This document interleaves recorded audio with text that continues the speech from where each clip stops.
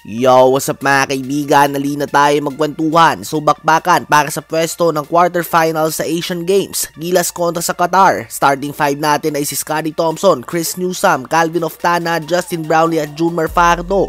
Maagang uminit ang outside shooting ni Calvin Oftana. Nagpapaulan nga siya ng mga 3 points. Napakaganda din ng ball movement natin at hirap din na makatawid ng bola ang Qatar dahil sa physical full court press natin. Mainit din si Justin Brownlee mga kaibigan. Kaya naman agad tayong nakabuo na mahigit 20 puntos na kalamangan. Sa second quarter naman ay si CJ Perez at Japet Aguilar na nagiinit. Pinupulbos na nga ng Gilas ng Qatar mga kaibigan. Natapos ang first half na 34 points ang lamang natin sa score na 57-23. Kung sa game nga kontra sa Jordan ay 9 assists lang ang nagawa natin, dito naman ay first half pa lang ay meron na tayong 15 assists at 65% shooting din tayo sa field. Sa second half naman ay walang pinagkaiba, umabot na nga sa mahigit 40 points ang kalamangan natin hanggang sa tuluyan na nga nakuha ng Gilas ang very dominant win sa game na ito dahilan upang umabante na tayo sa quarterfinals kung saan makakaharap natin ang bansang Iran. 12 noon yan mga kaibigan, bukas mismo. Ano ba masasabi nyo tungkol dito? Ngayon ay tumungo naman tayo sa Portland Trail Blazers master plan para sa pag-alis kay Damian Lillard.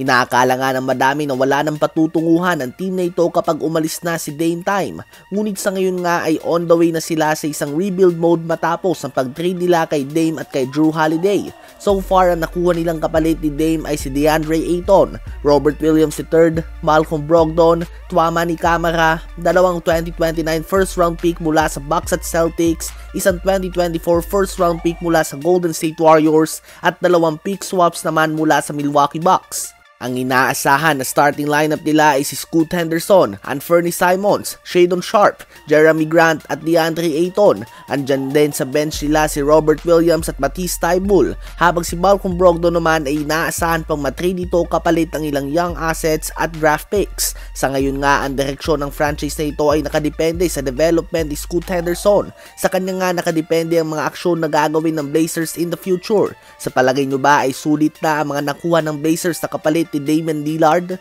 Isama na din natin sa update na ito na muling napapasama sa James Harden trade rumors ng Miami Heat matapos sa matalo sa agawan kay Damian Lillard at Jrue Holiday. Naibalita na nga noon na wala ng interes ang Miami Heat dito. Ngunit matapos sa magkakasunod na mga galaw ng Bucks at ng Celtics, mukhang kailangan nga nilang gumawa ng mga adjustments, lalo na't nawala na din si Gabe Vincent, Max Strus at Victor Oladipo sa kanila. So ang next available all-star caliber player na nasa trading block ngayon ay si James Harden na. Kaya naman muli siya napapasama sa mga rumors. Ganun pa man, personal opinion ko lang nga, magaling si Harden. Ngunit mukhang hindi siya yung player na nababagay sa Heat culture na all about toughness, hustle, grit and grind, defense and all about teamwork. Kayo ba mga kaibigan, ano ba masasabi nyo tungkol dito?